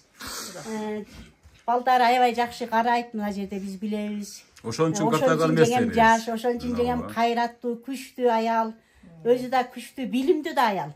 Мына Супер Инфо деген газетасын мен окуй калганда быйыл эле көрбөй калдым окшойт. Ушу газетаны үзбөй поштадан алып окуйт эле. Анан неберелерим мен окутканмын, аябай жакшы окучу эле неберелери. Мен жеңемин жакшы мындай алысыраак жашачу элем да мурун. Билимдүү аял экенин билбей эле мен мунун тага журттары жакшы окуйт окшойт, жакшы окуган балдар болгон окшойт дечи элем. Кийин билсем, ойлосом жеңем билимдүү. аял экен. Өзү айткан, мен кайнатама Семетейди, Манастарды окуп берчи элем жайлоодо отурганда. Анан отуруп алып, угуп алып, кайнатам ыйлайт эле, Каныбекти окуп берчи элем деп айткан мага. Ушундай жакшы сөздөрүн, насааттарын угуп жанында жүрөбүз ушу. Өмүрүңүз узун болсун, биз менен кошо жүрө бериңиз. Рахмат эже, рахмат, урматтуу көрүштөр. Мынакей кошуналардын сөзүнө ортоктош болдук. Бирок сиз эң мыкты сүйлөдүңүз. Эң мыкты сүйлөдүңүз, урматтуу көрүштөр. Мынакей. Эне азыр деле китеп окуйсузбу, окубайсызбы? Азыр эми көрсө болбой калды. Дагы эле окуйм. Бирок окуйсуз, кайра кызыгасыз кадимкиде, Урматтуу, азыр эне телефонуңуз барбы, жокпу? Жок, телефон алып туруп, азыр мынакей ушу Эрмис Кыязов деген мисалы жалаң ошону китептердин баарын аудио китеп кылып чыгарган да, эне. Эрмис Кыязов дегенчи, ошону коюп берип коюш керек экен да. Угабы ошону? Жакшы, жакшы. Аудио китептерди угасызбы? Аудио китеп. Ошолор сонун эле. Урматтуу көрүштөр, мынакей небересине дагы сөз келип жетти, неберелерине. Жашнакай болгон калоо тилектерди арнай бериңиздер. Тайнем 85 жылдык юбилейибизди куттайбыз. Денсаулык чын болсун, өмүрү узун болсун. Ар дайым ушундай жакшылыктардын алдында күлүп жайнап жүрө берсин. Бул азыр Тайнемин 47 небереси, 57-56 чебереси бар. Будан бул жагына биз ниет кылабыз. Небере чебере кыбырасын көргөндө насибесиндейбиз. Ушу ар дайым биз сыймыктанган, биз сыйлаган тайнелерден болсун. Биз тайне, мен лично мен өзүм тайнем сыйлайм, мен сыймыктанам да бул тайне. Башкасын билбей, бирок мен лично мен өзүм сыймыктанам да. Туура, ар ким өзүнчө жооп берет, туура айтасыз. Мен мындай, мен качан кандай убакта келгенде мени мындай күлүп жайнап, кучагын жайып тосо алат да мен тайнемчи. Ошол тайнем бүгүнкү туулган болсун. Кол чаап коебуз, урматтуу көрүштөр. Жашнакай болгон белегин көтөрүп тапшырып аткан бул Турдукан энебиси небереси. Бар болуңуздар. Ана кийинки келиңиз бул жакка өтүңүз, урматтуу көрүштөр. Дагы бир небере экен. Бул сиздер эгиз болосуздарбы? Биз эгизбиз. Ошону айтам да. Азыр эле сүйлөттүң го деп коем да бирөөнүчү. Тамаша, сөз сизде. Дагы бир жолу ассалам алейкум бүгүнкү кеченин коноктору. Ушул Тайнем 85 жашыңыз куту болсун Тайнем. Ар дайым кол чаап турабызбы, кол чаап коебуз. Бар болуңуз. Мен эмне дейм, мен Тайнемен аябай сыймыктанам. Биз эми эгиз болгон үчүн биз кичинебиз өтө кыйынчылык менен чоңойгон балдарбыз. Ошондо дагы Тайнем өзү тике туруп берген, өзү карап, каралашып.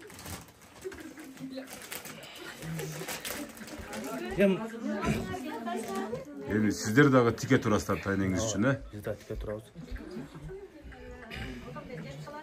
Бул эми жүрөктөн чыккан сүйүнүчтүн көз жашы. Эң туура айтасыз, эң туура. Эсептейм.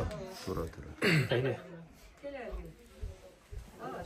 Кол чаап коебуз, ый менен сонун, жүрөк менен болгон куттуктоо, урматтуу көрүштөр. Ар бириңиздердин небереңиздер, урматтуу энелер, урматтуу апалар ушинтип жыттап, ушинтип Жашнакай сөздөрүн, кубанычтын көз жаштарын чыгарып турсун. Бар болуңуз, урматтуу көрүштөр. Дагы бир небереси келип сапка кошулду. Небереси болосуз сиз дагы? Ассаламу алейкум. Алейкум ассалам. Мен Тайнемин апамдын Асылкан деген апамдын баласынын небересимин. Апам 1-класс ушул жерге мен иштеп кеткен. 1-класс ушул жерде окугам. Тайнем көп тарбиясын алган, эч качан кем кылган эмес, бөлүп жарган эмес. Тайнем жалаң гана мага жакшылыктар менен кийимдерим, бүтүндүгүн, тамак ашым баардыгын мага камсыздап берген. Тайнем ошо биринчи эле алган тарбияман Тайнемен алган. 1-класста бияка келгенден кийин. Тайнем 85 жылдык юбилейиңиз куту болсун. Эч качан урбаңыз. Ар дайым ушинтип биздин төрүбүздө күлүп жайнап эле биздин ак батаңызды бизге берип жүрө бериңиз. Эч качан урбаңыз. Азаматсыз, кол чаап турабыз, урматтуу көрүштөр. Мынакей дагы бир небересинин сөзүн ортоктош болдук, урматтуу көрүштөр. Бул көрүнүштөр сиздерге да кайсын, Урматтуу көрүштөр, дагы ким калды сүйлөй тургандардан? Кошуналар келиңиздер. Алыскы туугандан жакынкы кошуна деп коет. Мисалы кошуналардын баардыгы чогулушуп, өздөрүнүн белебештиктерин көтөргөнчө келишип, Жашнакай болуп, бүгүнкү туулган күндүн шаанисине шаң кошуп отурган мезгили. Жолуктарды салып, энебиздин башы оор болуп кетти окшойт, ушундай жолук сала берип, алдырып кичине жеңилдетип койсоңуздар деле болот. Себеп дегенде Enебиз мындай башын көтөрүп отурсуң кана. Сиз өзүңүз тартып көрсөңүз. Бүгүн ушу айылыбызда жакшы самалык болуп атат. Ушу кошуналардын үйүндө. Биздин ушу кошуналардын эң улуусу, эң сулуусу биздин төрүбүздүн көркү ушу эжебиз, Турткан эжебиз. Мен ушул жерге айылга келгели 35 жыл болду. Турткан эже мен ушу эң жакын маңдайлаш кошунасы болом. Ушунча жылдан бери бир жаман жакшы айтышпадык. Ушу сиздин биздин менен эле жашап келдик. Жер талашпадыңыздар, суу талашпадыңыздар кыскасы. Турткан эженин көп жакшы жактары бар, мисалы өзгөчө аял десек жаңылышпайм. Батыр эне, ушу уул кыздарын аябай жакшы тарбиялаган, өзү эгиз төрөгөн, кыздары дагы эгизчил. Анан Турткан эже ушу балдарына жакшы тарбия берген. Чоң уулу ушу биз менен көп жашап жүрдү. Үчкө ака менен мектепте да бирге иштегенмин.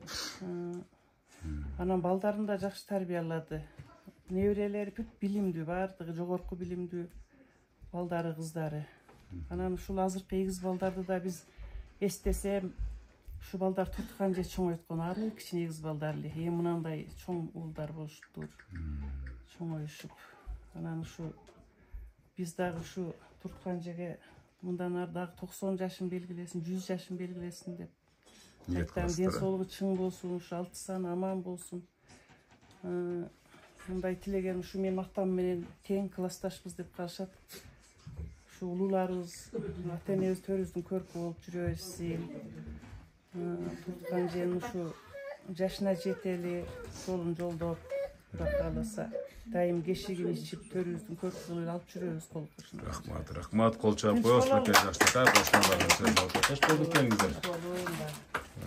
Өтө бериңиздер бул жака. Урматтуу көрүүчүлөр. Куттуктоолорду айтканча берекелерди тапшыра беребиз. Небереси болом. Небереси болупсуз. Небереси болом. Тайнемдин туулган күнү менен тайнем мындай жашынан да көп жашаңыз тайнем. Небере чөбөрө кыбыра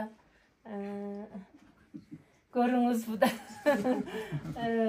Тайнем эми биз кичинебизде келгенибизде жакшы тосалчы. Азыр деле кандай болду? Турмушубуз ыйлап атат, ошо 5-нчы бери карабай атат да.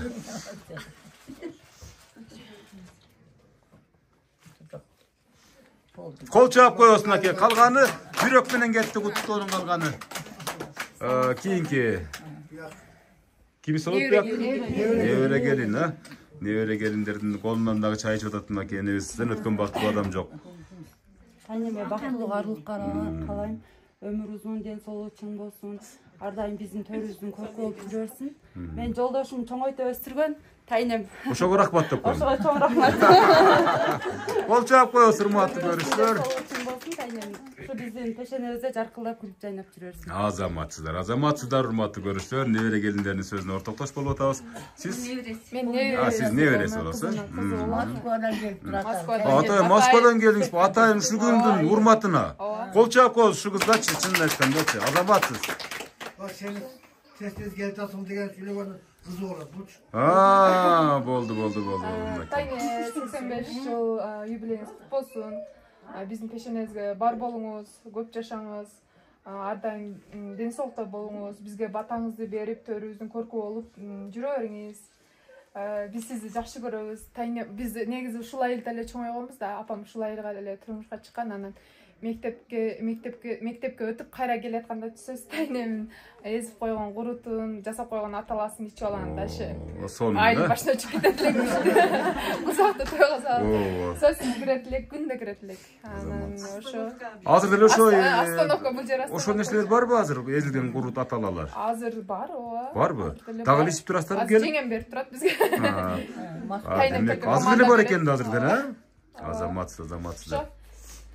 Ден соолугуңуз чың болсун, бул менин куругу. Мынакей курук. Өзү негизги белектин куругу улугу деп коет да, туура айтасыздар, Энебиз аны жакшылап калып туруп бир коноктор барганда. Бул жакта да бир ушул неме эң кичинекей тагамдын баласы Москвадан чалды эле азырчы. Ошо сизге неме тап коеюн деп. Ана бир көрсөтүп койгунчу, ана бир өңү түсүн көрүп коелу, мына урматтуу көрүүчүлөр. Турдукан энебиздин ошондо бул кимиси болот? Эң кичинекей баласынын баласы. Небересини Москвадан атайын куттап коеюн деп шаша турган учуру энебиз маңдайында турат, бир жакшы жүрөктөн чыккан каалоо тилекти билдире бериңиз. Алдыга кетейин. Кандай жаксыңбы? Тайным баккан да. Өзүңүз баккансыз беле буякты? Сагынсыз, аябай сагынсыз. Жаш баладай болуп ыйлап атат энебизди карачы. Эч кимге ыйлап атат. Ай, тез келбесеңиз болбойт, энебизди көрдүңүзбү? Жаным бир ай деле боло эле көчөгө сагындым да. Өзү бакканда. Маратчык сүйлөй бер. Сүйлөй бер, камерага.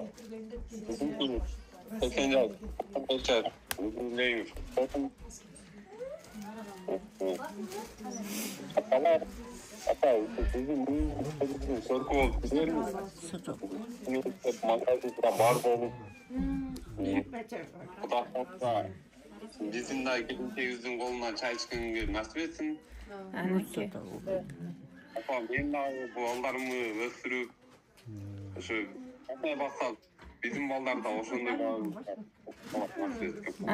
Кол чаап коебуз мына урматтуу көрүүчүлөр. Эне башкаларга ыйлабадыңыз эле, эмне бу небереңиз өзгөчө жакшы көрөсүзбү? Тилегинде 6 айлыгында менин бак. 6 айлыгында бактыңыз беле, ойбо. Бизге чыккы темчегмемиз. Ойбо, кол чаап коебуз эмнеке. Мынакей эң ширин небереси турбайбы көрсө, эң ширин небереси экен. Азаматчылар мынакей. Сөзсүз ырдайсыздар, ооба. Учурашып, куттуктоолорду айта бериңиздер, ооба. Ага, сиз ким болосуз? Үкөсү болом. Бир тууган үкөсү болосо? Бир тууганды табыш абдан кыйын нерсе да. Абыжайым өмүр узун болсун, көп оорукчулар Кудайым алыс кылсын. Мына ойлоп tilеген максаттарыңызга жете бериң. 100 жашка чейин Кудайга өмүр берип Аллахым. Шундан балдарыңыз, неберелер, чеберелерибиздин күнүн күчүн көрүң. Ана Марат айтып аткан менин балдарым багыңызда атат. Ошоңго Кудайым жете. Кол чаап коебуз, бир тууган. Бирисине сөздөп ортоктош болдук. Кана. Бияк келинчегиңиз окшойт го? Мынакей. Келиңиз, мынакей урматтуу көрүүчүлөр. Өзүңүздү тааныштырып, жакшынакай отуруп куттуктап коюңуз. Өмүрүңүз узун болсун. Ушу биздин пешибизде ар дайым бар болуп, дайыма энем катары эстеп сизди жүрөбүз. Биздин пешибизде ар дайым бар болуңар. Ушу небере чөбөрөлөрүңүздүн урматсын көрүм.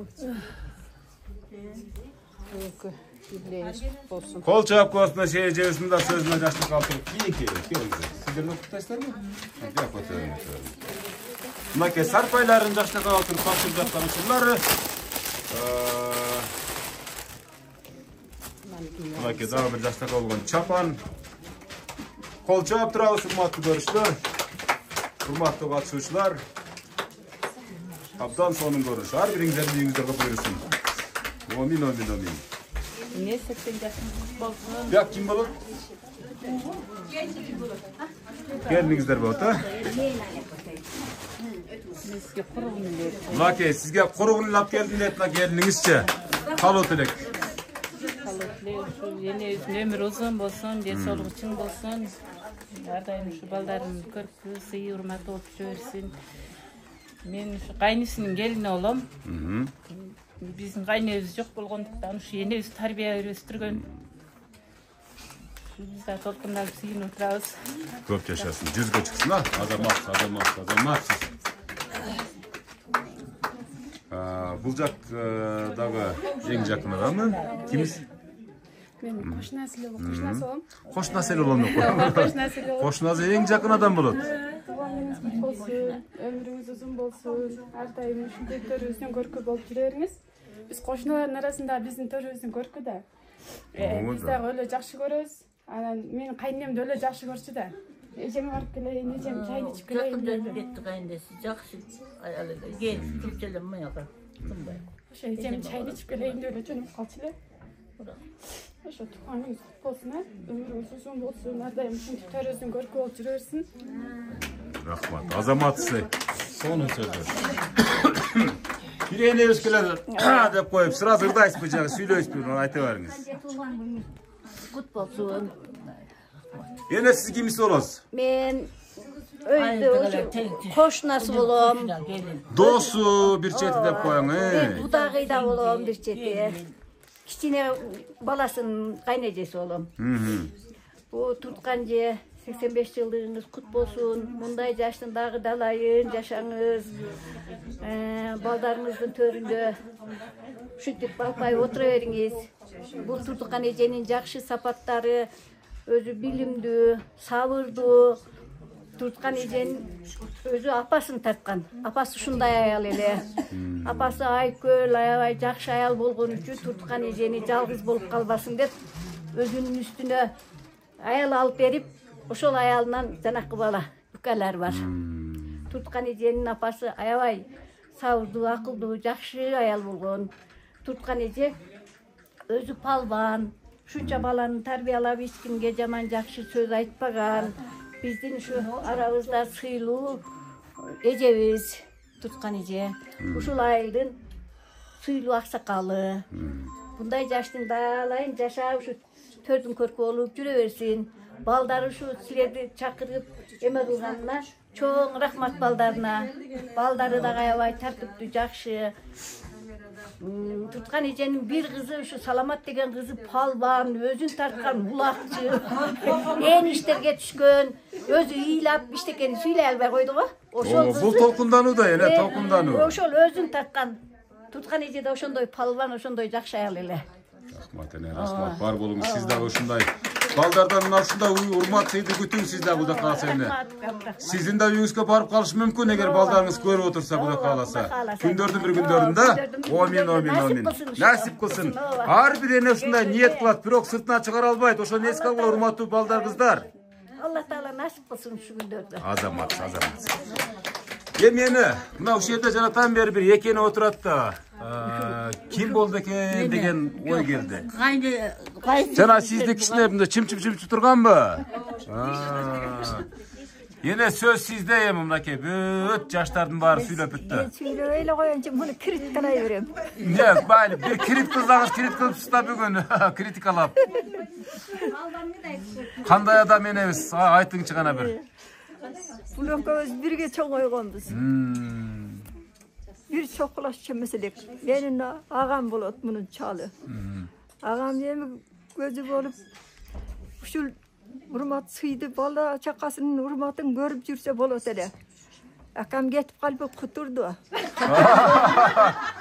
Ne kılıp kuturdu ele? Ben tapa sağıp жүрgöm dep doğurup jatıp alçale. Albayda. Turaydı tabi ne turaydı tabi. Kalp kalp. Şimdi dayı. Cengeni kim jakşı görsele bu. Oşondoydu. Ulay verin. Öte kızık boludat bir yerde. Mayli. Akam göz ötüp gitti bu beyim. Urmat sıyı göreversin bala çakasın urmatın sıyın. Bir yaktaki urmat sıydı görüp uşup yaşayıversin. Cengemiz. Baldarın urmatın sıyın görüp jüreversin. Baldarın ömrün versin. Rahmat. Sizin de ömrünüzü versin. Özü yüzge çıkıp yüzden ötüp yaşasın. Görüyoruz. Özünüz kançaga çıktınız? Ben 40. yılkımın. 40. yılkı olsanız şurada tenge gezler. Tepe tenge gezler ha. Oşon üçün bayağı tamaşa köylük. Oşon üçün bayağı birbirinizler konu açıktık ha. Oşondan bar turbayı. Dostunuz polat turbayı görse. Ova. Değerli. Bir cede çoğun olsa. Sekirettin barın birbirinizler eke olsa bilesler. Bardı bunu. Akamdağı tamaşaga düşünceli. Blokoz çağışarıp kadışa öğretilik. Aka bizim gözümüz barda bir burun tüpreki savan çuğap gelip öğrensem. Oy getip kalbayı mı de. Naraktan zaşı kayıt edetkensiz de bir vurun içine var, tevin içine. Olmay koymadım getip kalat. Getip kalat dep. Kol çap durağız ya bunday sözlerge. Bul tarih. Мындай елестерді bir gün келет, миллион евроға да сатып албай тұрған күн келет. Hakikat. Akamın gözü ötüp ketiyor. Bu roluşuğa tiyo. Kuturdu деп koyam.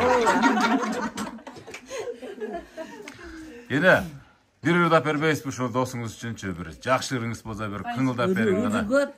Ооба, ыры көппү. Ошода. Кана бул дизиңиздерди абдан жакшы билесиздер да, эне. Bizde kuzgun tavuğu da koyup da. Akamı. Bir yerde oturuyor bunu tamaşalap. Ölüm oturayım, işçimimle çoğun desem. İyi kuzgunlarga bir de tavuk verip gitsem tamam mı de. Үй бүлөлүк архив, төгүлө бериң.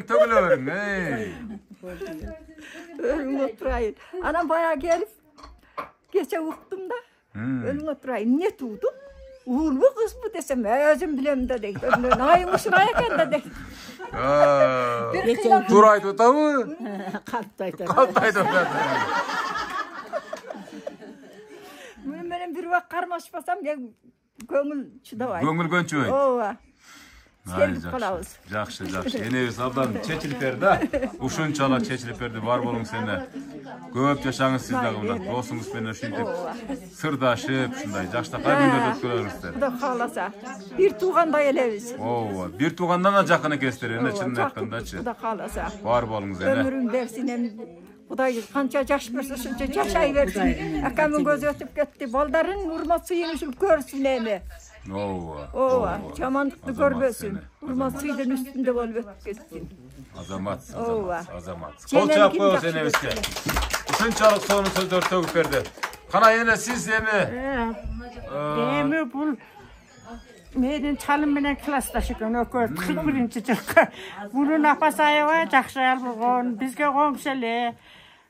Baldarın oşo bul bir kız bolup giyinen neme apası çalına neme alıp berip ayal alıp berip odan balalı olup ana neme oşoların nemelerini ukka kılıp bul ece olsa жақшы komşu olup oturçalek ayavay bir menen sırdaş kurtaş bolup жүрчүлек.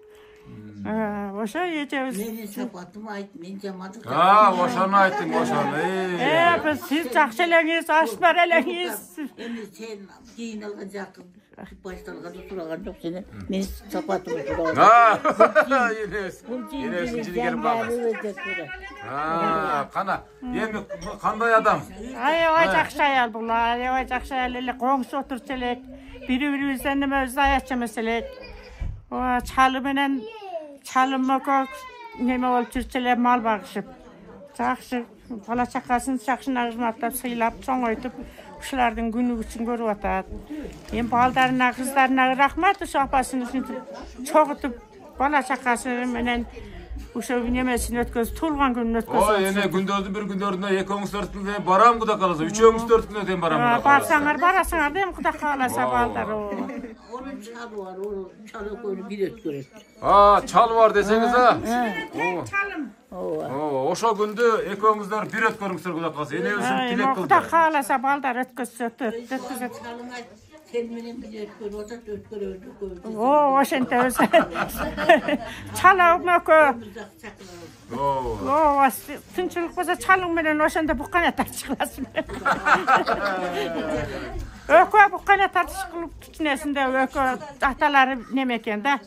Komşu bolup oturuştu eken, anan oşo ökö güreş neme kılıp çoňoýgan eken. Bular tagaja em bolup ketet da, neme. Tüňür baranda. Rahmat ene, rahmat. Xiyalı жақсы. Ayıl komşusuna, bala çakasına nasat aytıp. Rahmat ene, bar bolуңуздар. Sizler de ушундай жашка келип, барыңыздар мисал үчүн чоң чаран жашап атасыздар да бул замандын бул доорду сүрүпчү. Ошондо бардыгыңызга ден соолук каалайм. Мына урматтуу көрүштөр, мына ушул. Өзүңдө өмүрүң бер эл аралап жүрө бер. Мына ушул энелер абдан катуу тамашалашат экен да, бир четине алып караганда, чынын айткандачы. Эне. Тамаша нема мурда мындан да катуу тамашалашсаңыздар керек да, туурабы? Ооба да болом, эми. Бишкектен bir небереси бизге байланышка кошулуп калды. Бери карап коюңуз. Биздин бүгүнкү куттукталуучу Турдукан энебизди куттуктай берсеңиз болот, урматтуу көрүүчүлөр. Болду, Турдукан энебизге карап коюңуз, жакшынакай сөздөрүн, жакшылык алып келектерин айта берсин. Tanya kandayız? Жақсы. Resultanız жақсы, Tanya. Көңіліңізбен құттықтаймын. О, рахмат. Болуңыз біз şu şartқа байланышты бара албай қалдық. О, майлы болом, майлы. Сәтке бардым, боша қой. Қыздарың чоңайып атабы? Көңіліңіз жақсы өткөрүңүз. О, айтқаның кез. Денсаулықта болуңуз. Şu kızlarınızın şu жақшылықтарында дайыма, şu toylarında төрдің көркі болып, батаңызды беріп, невере чеберлігіңіздің тойларында батаңызды беріп, şu балтайған байбиче болып жүреріңіз, оруаңыз. Çok rahmat. Daha көңіл өткөргөн бүгін насип қылсын бізге. Тең тұстарыңыз менен күліп жайнаулы жүреріңіз, оруаңыз. Kol çabuk koyuyorsan, hoşuna devresini sözle de atayın bir şeyden vakit bölüp yenevizde kutukladı. Hurmatlı görüşler. Irday bizde atkanlar kayıkta Irday bizde atkanlar. Ыразычылык айтып койдум. Aha. Мен ушу жалпы эле бир туугандарыма мына бул немени уюштурган мына ажемдерге негизинен ушул үйдүн ээси акама чоң рахматымды айтам, ыраазычылыгымды билгизем. Ден соолукта болушун ушу бир туугандарым. Дайым ушу жакшылыктарда чогуу жүрөйлү. Балдарын бала чакалары менен тынч болушсун. Жана ошондой эле ушул жерде мына кошуналарга, бардык жеңелерге, эжелерге бардыгына ыраазычылык билгизем. Сиздерге дагы чоң рахмат. Чоң рахмат. Апам кичине болсо дагы жашартып, атасыздар рахматчыбыз. Yine çapçaş болып кетті, қарабайшылар. Отырышын қарабайшыларға. Урматтуу көрүүчүлөр, батыраак кесине убакыт абдан көбөйүп кетти. Өзүңүз бир эле саат тарчылык. Сиздер ындай бериңиздер. Урматтуу көрүүчүлөр, ушу неберелердин атынан, келиндердин атынан bir жаштакай кылып туруп бир ырырдап берели дейт. Баардыгы чогулуп ырдайырдан чыккан экен.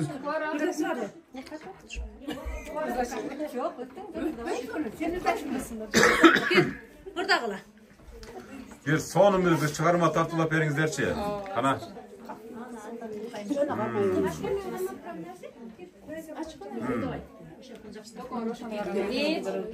2-3 kettik ana. Kadırın bilemenin, kadırlap sıylap gelemin, ak sütün aktaş kıyın go, uşulur sizge belegim, uşulur sizge belegim. Eriken benim baylığım, keçimiz susun kaylımın, alıvaram sizge ak jolu, koluma tiyse aylığım, koluma tiyse aylığım. Savundaç gülün kesemi, siz için barım cenemi, müröktün susuz davulsa. Oldu, bir an geçsin. Kol çapı olsa Урматтуу көрүүчүлөр, азыр мен маңдайымда дагы ушул энебиздин дагы бир небереси келип кошулду. Азыр ушул 85 жашка чыккан энеңиз болот да? Энеңизди куттуктайм деп, мондай жаштакка болгон гүлдөрүн көтөрүп, анан подаркаларын көтөрүп келип калыптыр. Сөз сизде, мисалы үчүн буга чейин абдан ушу жүрөктөн чыккан сөздөр айтылды, калуу тилектер айтылды, ырлар айтылды дегенде энебиз ырдап берди, баардык нерселер кылынды да. Ушу сиздин энеңиз кандай адам? Кантип жакшы көрөсүз? Мен өзү чоң энем болот, бирок чоң эне дебейбиз, апа деп чоң койгонбуз. Кичинекейибизде ошо апабыз чоң энебиздин үйүндө чоң койгонбуз. Чоң энебиз бизди кичинекейибизден чоңойтtu. Жакшы насааттарын айтты. Ушул азыркы турган турпатыбыз ушул чоң энемдин эмгегинен өзү. Кичинекейибизден жакшы жүргүлө, жакшы окугула деп мектепке барганда келгенде дневниктерибизди текшерип, дептерлерибизден бери текшерип, ошондой строгий кармап, бизди жакшы окку деп түрткү берген да, негизи. Анан ушул убакыт өтө береткен, өзүбүз мында тиргилик менен жүрүп, кээде көңүл бөлө албай калабыз, Бул небереңизди ыйлак турбайбы? Бардык эле ыйлак келди. Шунчалык мээрим менен чоңойтупсуз да эне. Bardığın merinin bari yüreğine tövüp salıp sizlerine. Kol çap koyuyoruz ama şunday görünüşler koçu. Bar bolumuzlar, bu bumerang yaşao söz türde kaytat. Gündördün bir gündöründe baldarınız bolo, neverleriniz bolo, sizler de şunday kutlap kalat kuda kalasa. Azamatlar. Kana kiyinki mına şol neveresinin şunda nevere gelin bolup kalat beyaktala şunda. Gelin gibi sizden bir yaşta kay. Kalo tilek. Assalamu alaikum. Hoş gelipsizler, barыңыздар. Ene ошол бүгүнкү туулган күнүңүз куттуу болсун. 85 жашыңыз. Аллахым өмүрүңүзгө дагы береке берсин. Бактылуу, карылыкта өмүр сүрүңүз. Мындан да көп небере чеберелерди көрүңүз. Ошол небере чеберелериңиздин тояштарында баш көз болуп дайыма биздин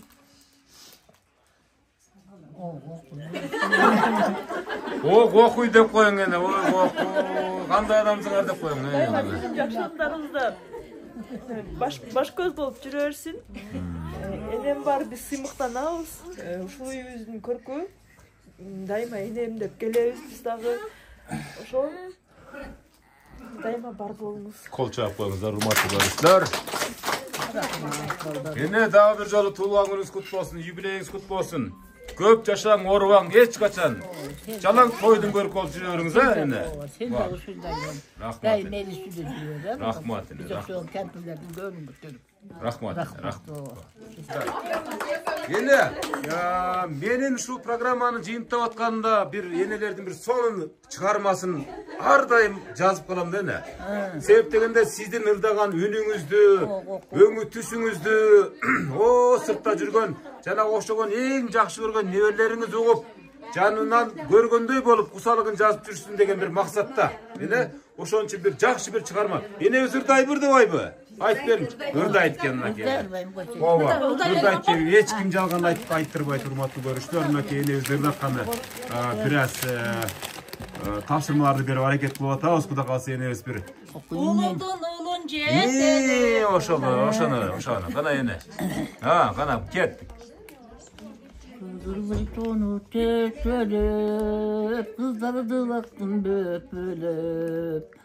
Kımbat tuğalı men boldum, kızın jetelep.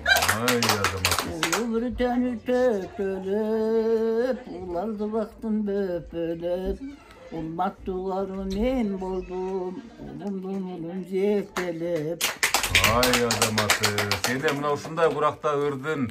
Дагы эле оонуңуз сөз көрбөптүр эне. Чынын айткандачы, мына ушул 85 жашта дагы ырдагандар кем, чынын айткандачы, баары кебир айтат энелер. Эстен чыгып кетти көпчүлүгү дейт. Дагы бар бириңиз эне. Болду кой. Болдубу? Кол чап коё болсо эмеске.